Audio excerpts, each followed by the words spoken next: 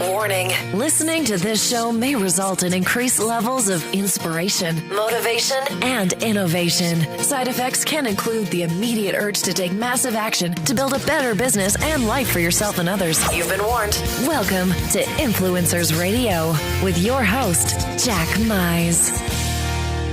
And welcome back to another episode of Influencers Radio. Today we are going to be talking about, well, something that I think there's a lot of myths and misconceptions and probably unfounded fears or maybe some unknown fears, but we'll find out. And we're talking about the world of, I guess today we call it artificial intelligence, machine learning. But, you know, if you've been around a while, let's call it by the good old name. It's robots. That's what we're talking about. Robots, artificial intelligence, machine learning. And my guest today is a partner at Colab, a Los Angeles-based venture studio that helps early-stage startups build technology products using the benefits of artificial intelligence. And if you think this is something still in the sci-fi phases, it's not. Colab has a combined company valuations of over $300 million. And my guest today is also a contributor to entrepreneur.com on topics of artificial intelligence and machine learning. And he'll also be speaking at the AI show this October in Silicon Valley, alongside company leaders from Amazon Alexa, IBM Watson, and Google DeepMind. He's also the author of the new book, Robot is the Boss: How to Do Business with Artificial Intelligence. Artur Kiulian, welcome to Influencers Radio. Hey, thanks for having me. First of all, I'm just going to get it out of the way. Your book, the title of your book, incites fear. And that's just, that's just what a lot of people think. The robot is the boss. How to do business with artificial intelligence. Thinking, man, we're negotiating with them already. So let's start with that. And I think what we need to do is first let's kind of get through some of those myths and misconceptions people have about robots and artificial intelligence. Can you give us your definition so we have a baseline of what robot means? Yeah, sure. I mean, a lot of people nowadays, when they hear the word artificial intelligence and robots, they think about Skynet and these, dystopian future scenarios where robots are killing humans. But what they don't really realize is that artificial intelligence is already here. It's powering all the apps on your smartphone, even from Google Maps to Airbnb. Every single app that you use somehow uses machine learning to better serve you as a user. So the definition is quite wide, and it doesn't mean that there is like one specific, definition for artificial intelligence. It's the algorithms that learn through the use of data and accomplish things that humans can't possibly accomplish. And that's probably the good and scary part to a lot of people. Yeah, because these new systems, they're since they can grasp huge amounts of data, they can learn to do jobs in just a matter of minutes. The things that take humans years to master, machines can do that in a week. There was recently an AI bot that beat the most popular esports gamer at the massive online game, which took the bot only a week to master the skills of that human player. Impressive, huh? Oh, that is. I was recently out at one of these esports events, and I thought some of the players were robots themselves. So really, I guess what a lot of people think about it, artificial intelligence is I guess when a computer or machine can learn how to learn. Is that correct? Yeah, and there are different ways for machines to learn. There are types of learning with a teacher, where a human teacher kind of navigates the machine until it fulfills, the level of learning that is acceptable to serve some purpose. And there are also methods such as unsupervised learning, where machines learn by themselves and learn to navigate the world of complex matters without even understanding them. All right. And you feel pretty confident that they're not going to talk to each other and get together and say, what do we need these humans for? Oh, man. There was recently a buzz, the clickbaity article about how Facebook turned off its research on the chatbots because they started to invent their own language. And a lot of people got scared about that. And I understand why. But the reality is we're so far from that artificial general intelligence, something that is, human intelligence, something that can truly navigate the world by itself. We're far from that, even though the technologists such as Elon Musk and others are definitely trying to emphasize the importance of having, the thinking about that scenario. We're still far from that. All right. So you talked about how that we are living among this technology every day, and probably a lot of people don't realize that. Can you give examples of? I know you talked about like the Airbnb and some pretty high big projects, but what are some things? Are there things that are in our household that would be considered robots, artificial intelligence?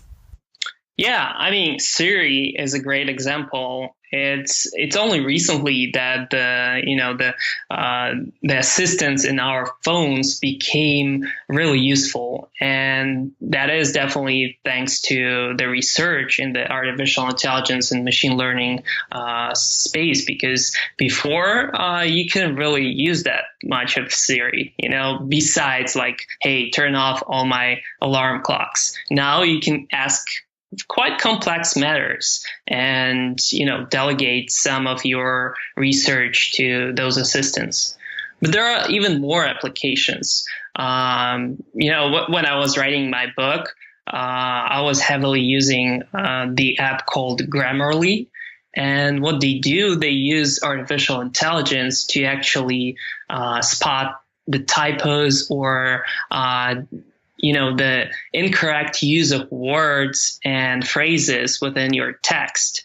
And, it's magical because I no longer need an editor for that. I can use one of these apps powered by machine learning, and it will fix up to like 99% of my errors. And so that's incredibly helpful stuff, and not nearly as scary as what people think about. I was thinking about, as you were talking about that, even our DVR technology for our TV, how after a while it starts learning the shows you like and starts presenting, you might like this. And the same thing with Amazon or Netflix, that whole, suggested shows. Would that be considered in that realm of artificial intelligence, where they're learning about your habits and your likes? Yeah, the recommendation engines been in existence for a while, but recently, due to advances in technologies such as deep learning and other kind of machine learning techniques, there was a real boost to these recommendation engines, and they're able to provide more insights and more useful content for you as a user. So personally, I love those. Sometimes it's scary how much they actually know about you. And, that is definitely a concern of privacy. But in terms of providing the value to humans, it's huge. Oh, yeah. Well, I think a lot of people don't. People tend to ease into things when it makes their lives more comfortable, right? So I think a lot of people are, when they listen to this, they think, okay, well, maybe the robots aren't so bad if that's what they're doing. So let's move into Obviously, this stuff is useful to consumers, but let's talk about the core of what you do is helping businesses incorporate this, entrepreneurs and business owners. And we're not talking about people that have to be, the Elon Musk level. We're talking about, at what level, can an entrepreneur or a business owner start realistically thinking, or is it feasible for them to incorporate artificial intelligence or robots into their business? Yeah, of course. Anywhere where the entrepreneur or business owner sees inefficiency and extreme use of human time that can be accomplished with some kind of automation is the perfect fit for artificial intelligence. And sometimes you don't necessarily have to build something from scratch. You can either use the existing tools, such as there is a really popular email assistant called XAI. And what it does for, busy people is basically helping them arrange and schedule meetings. And it's a personal assistant that lives in your email and just bounces back suggested times for your potential, people that you meet, and helps you save tons of time that you usually spend on scheduling. So you can use existing tools, or if you really want to introduce some kind of R&D and build technology around your business, then you have to explore and actually educate yourself. What is artificial intelligence? Like, what type of applications we're looking at? Because there are different use cases, there are different technologies. The technologies that are being used for computer vision, like the ones in security cameras that can automatically spot guns, are totally different from technologies that are being used in the so-called popular chatbots. Like the messenger bots on Facebook that you can talk to and get some information from businesses, or the chatbots that live on the website when you first visit the website, and they offer you some kind of knowledge base to ask from. So let's talk about that so people can really get their heads around this. One of the I think the first chapter in your book is why artificial intelligence is becoming so important. So let's start with that. From the perspective of the business owner. Why is it important? Because I think after reading your book, I realized it's not something that it's optional, right? I think back to when businesses still thought, having a website was an option, and they were quickly, felt the pain of waiting or ignoring what was coming. And I think, after reading your book, that there's going to be a lot of people in a similar situation with this. So, why is it becoming so important for entrepreneurs and business owners? Yeah, the first thing, it's definitely the trend. And there are more and more businesses that are relying on automation to optimize their businesses and relying on machines overall. And the magic of machines is the fact that they're scalable and they're generally much more accurate than humans in some specific tasks. And in many industries, this removal of the human error is super important to guarantee the quality of the product, the quality of the experience. And this is like the holy grail for businesses to start using machine learning. And I would expect that probably consumers are probably expect this from businesses, even though consumers may not think of it as artificial intelligence or think of it as robots. That's actually what's behind it. When consumers expect that, why isn't there a chat help box for me? Why isn't there, these things that are driven by artificial intelligence? I guess it's important for the business to understand that that's what it is that they're dealing with. That's what artificial intelligence is. It's not a big metal person walking around the office, right? That this is something that consumers are already experiencing and expecting. It's not something in the future, right? Yeah, of course. There's definitely the feedback loop coming from the consumers expecting better quality of the product, better quality of the service. I mean, no one likes automated responses that suck. I mean, there are lots of companies still using outdated automated systems that first can't really understand what you're talking to them, can really provide useful information on your request, and people hate it and they demand better service. So it's definitely a concern from consumers to businesses. Now, is this something? What is involved in when I'm going to use the word investment, but I'm not just talking about investment in finance, but also an investment in learning and understanding. A lot of people didn't want to go to websites. Oh, they're so complicated. I have no idea how to put that together.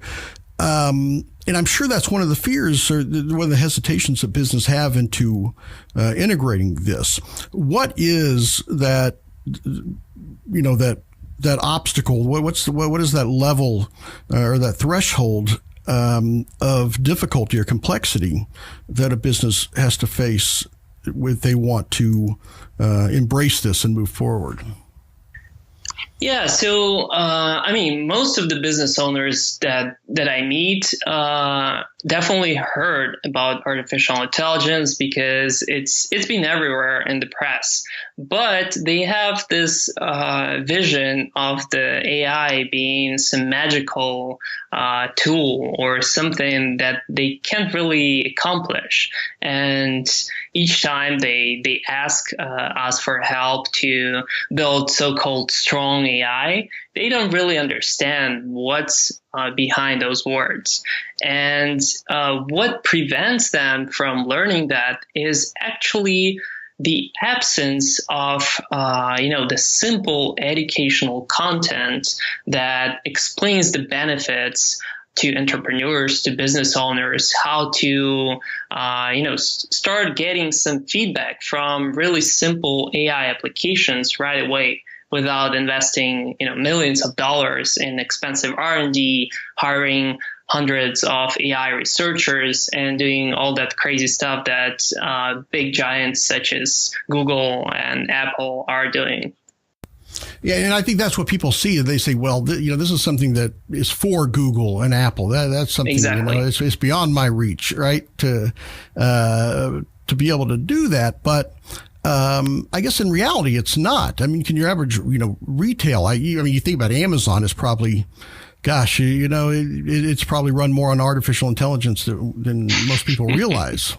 Yeah. Is there a way for the little guy to be able to take advantage of this and have these same types of luxuries or benefits? Mm-hmm.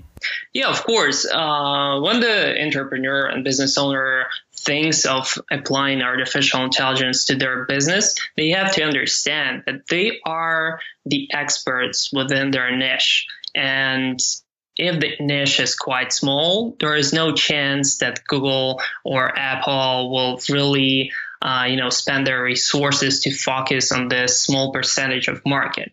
But you as an entrepreneur expert from that niche can really focus on that topic and introduce a the vertical solution to that specific problem that your business has. And you can either use the services that big companies are providing, such as Google and Apple and Amazon have a bunch of machine learning toolkits and APIs and basically pieces of technology that you can use for free or for moderate pricing that can allow you to use the same level of technologies as giants use for your specific problem. And, I think that's important for, business owners to realize that don't have these or misconceptions, or don't put perceived obstacles in front of yourself to be able to do this, because it is a technology that's available, that's within reach. One of the things that I really like about your book is that it's written in non-tech speak. A lot of people, when you think about if you look on Amazon and you look at books on machine learning, and some of you open it up and it's like, man, back to math class. Exactly. Algebra. Yeah, and I don't think yours, no math required, I think, for your book to do this, and I think it does a really good job of kind of opening the doors and enlightening people and letting people be able to understand what artificial intelligence is and how it's used in a way that they can easily discuss intelligently what's going on in the world today. There is one section in your book that I think would be particularly interesting to a wide a group of people, and is you talk a little bit about artificial intelligence in education. And you would think that would be, embraced or early adopters, but you said it hasn't been implemented on a broad scale, I believe is the word you used in that. Can you talk a little bit about the what the benefits and how artificial intelligence can be used in education? And I'm talking about not even, at university levels. I'm talking about in school and in grade school and in high school levels. Because you really did bring up some really good points that I thought a lot of people would be interested in. Yeah, of course. If you think about education, it's probably the most important period in our lives. And if you apply machine learning and artificial intelligence to maximize our own human learning, you can, catapult our society as a whole to much further, horizons. And what I think is going to happen in the future is, obviously the adoption of AI on a broad scale, but the ability of machines to personalize and really tailor the education, the educational experience to each individual.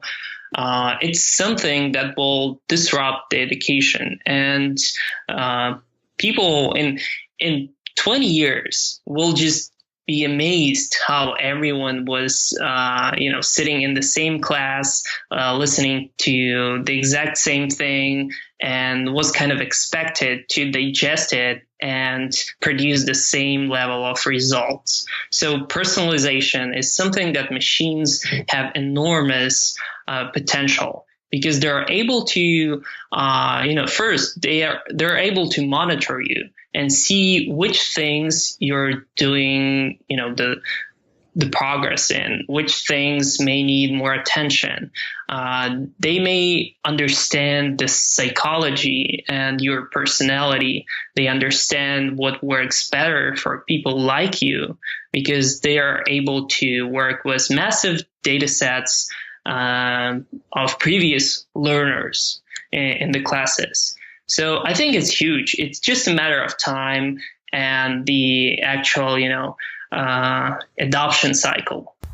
Yeah, and just to be clear, this isn't, you don't talk about it replacing the teachers. I think the way that you described it was really, it made me feel like that artificial intelligence could almost be where a teacher could have an assistant for each individual student that could capture a lot of the things that a teacher just isn't able to capture.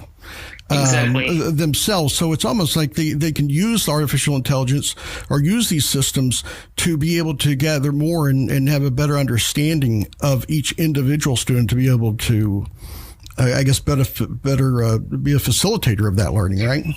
Yeah. And a lot of people recently were, pushing for the topic of how we as humanity should be aware of robots replacing human jobs. But in reality, that won't really happen in the span of the next 10, 20 years. What will happen is the augmentation of human jobs, and something that removes the routine and maximizes the work of humans. And those type of assistants that provide assistance to human teachers, to actually any workers in any industry, will be a huge factor that will help spreading the artificial intelligence across the industries. Well, I think anyone that has been around the workforce for the last 10, 20, 30 years knows. People thought computers were going to take over and take over people's jobs, right? But what have they done? It only created more work for us. Exactly. I think is that now it allows people to work longer, longer hours, and do more. So I think that's a fear that probably is something that people may have initially, but if they think about computers and how little computers have actually affected jobs, and it's actually, I think computers have probably created more jobs than they've eliminated. So let's say I'm a business owner and I think, okay, I'm in. I know this is something that I need to look into. It's something that I need to adapt to. Your book, it's kind of broken up into parts, and part 2 of that is how does a business transition? And again, it's it's written in a very simple and easy to understand language, and you kind of walk through the basic principles that businesses should follow to transition into the world of artificial intelligence. Can you give us a rundown of that? Yeah. So the first step that any business owner should embrace is the education, because there is just so much information about the recent AI advances. There is so much information about the recent research papers published and all the crazy research that Google and Amazon are doing.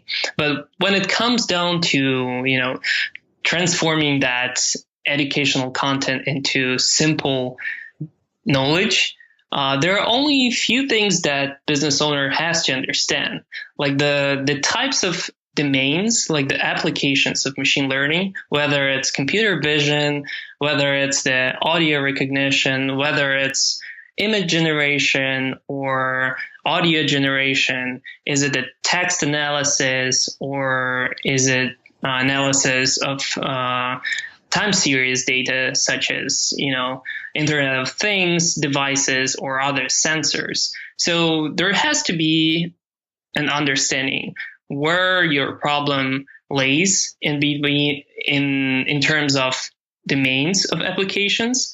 And there has to be an understanding what fuels the actual machine learning.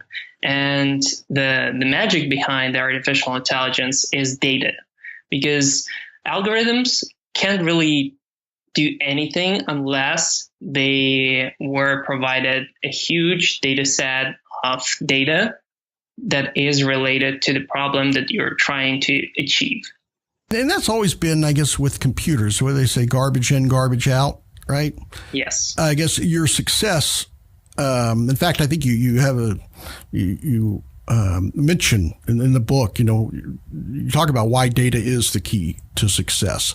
Can you give us examples where that's been the critical point of success or failure, and why people should recognize that it's not a failure of machine learning or artificial intelligence? It's a failure of the data that was fed to it? Yeah, of course. And data has been, a huge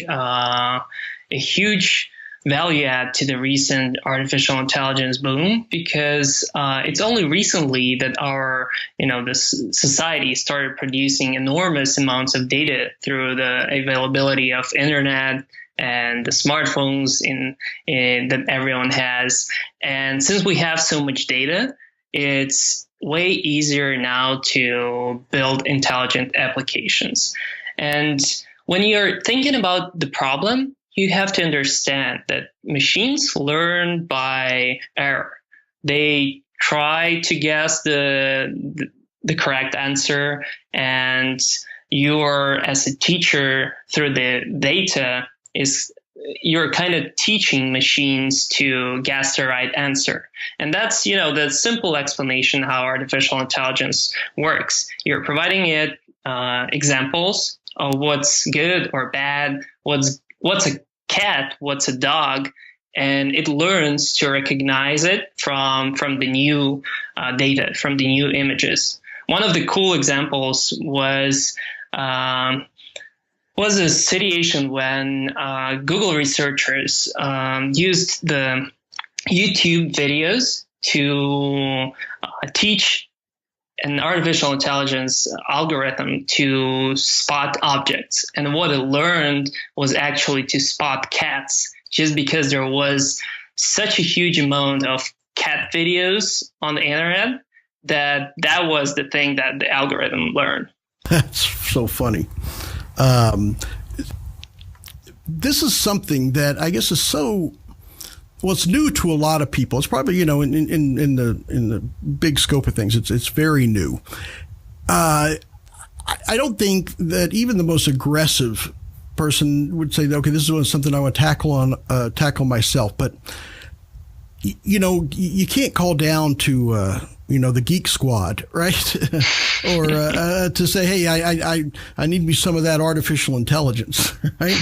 Yeah, exactly. At least right now, right. You never know. So what do you do? What do you look for? What would you even begin to put into Google to find someone to help you with this? Yeah. So as I mentioned before, if the problem that you're trying to solve falls down to some general applications of artificial intelligence, such as spotting an object, spotting a cat or a gun or something like that, you can definitely benefit from existing machine learning services. There are platforms, there are existing software development kits that you can easily integrate in your business, in your website or in mobile app, to start getting benefits from it. And you don't necessarily need a machine learning engineer. Your web developer can integrate it and start using it. But if your specific problem falls into the category of problems that have not been solved before, is very niche and relies on the type of data and the type of business processes that is not that popular, then you can definitely look for technical talent that will help you break down that problem into meaningful pieces and actually develop it from scratch. So that's where you search for AI experts, for artificial intelligence engineers, machine learning engineers, deep learning engineers, and stuff like that.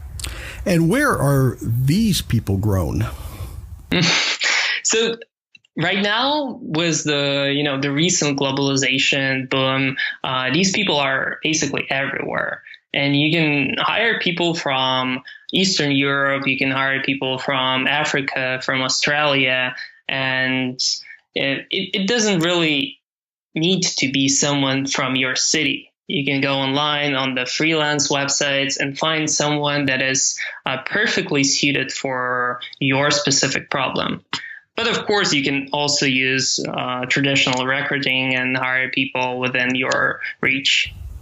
And is this something that, or is this being taught in universities as more than a concept? Is it being taught for someone specifically going into this field?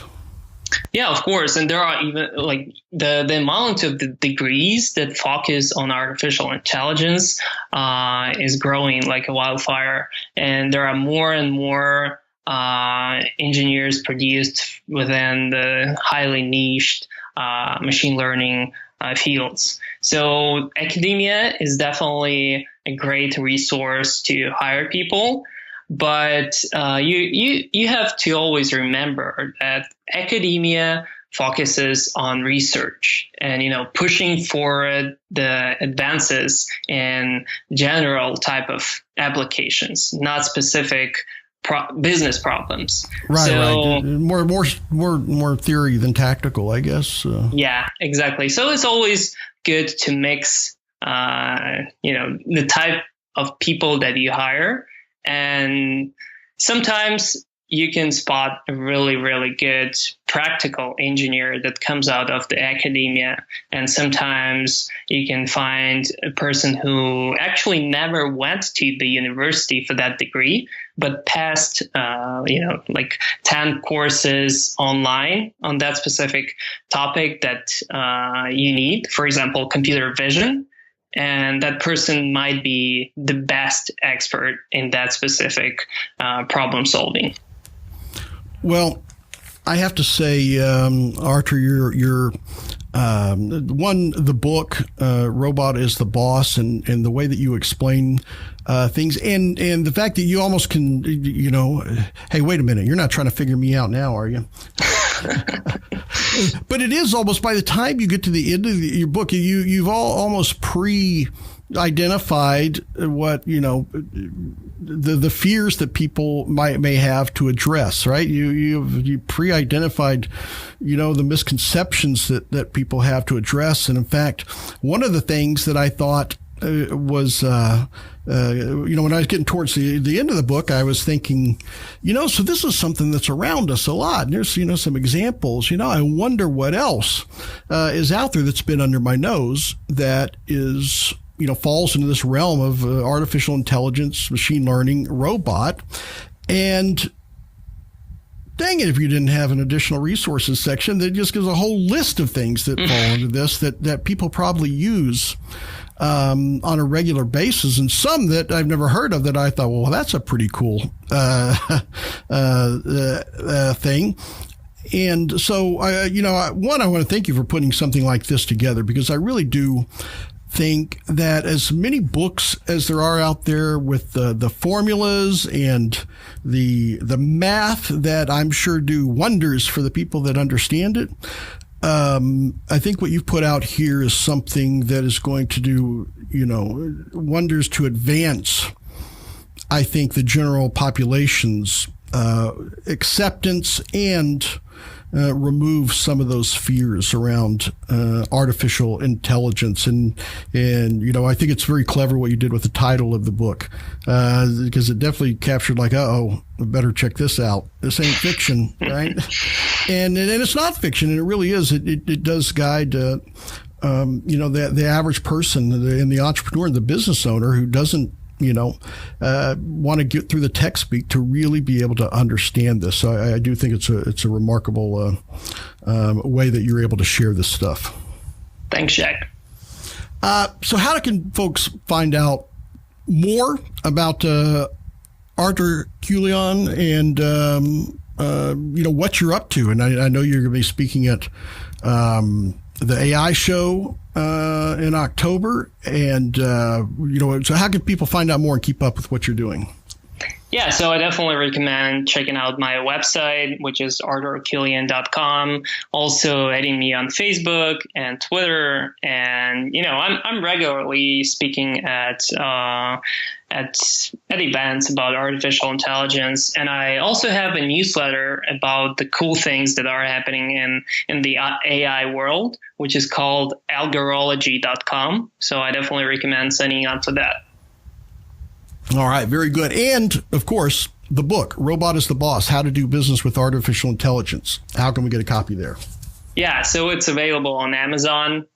Feel free to get your copy, both Kindle and the paperback. All right, perfect. We'll have links to that on the show post. Again, Artur, I want to thank you for coming on and sharing this. It really has been enlightening and informative, and I think the book is something that anyone should have that's even hesitant to look at artificial intelligence or embrace it, because it's not something you pretty much you don't have a choice anymore. It's here. Exactly. Right? You can either ignore it and pretend it doesn't exist, even though we enjoy it in our lives every day, or learn how to make our lives better. So thank you very much. Thank you for having me. All right, folks, there you have it. Definitely check it out.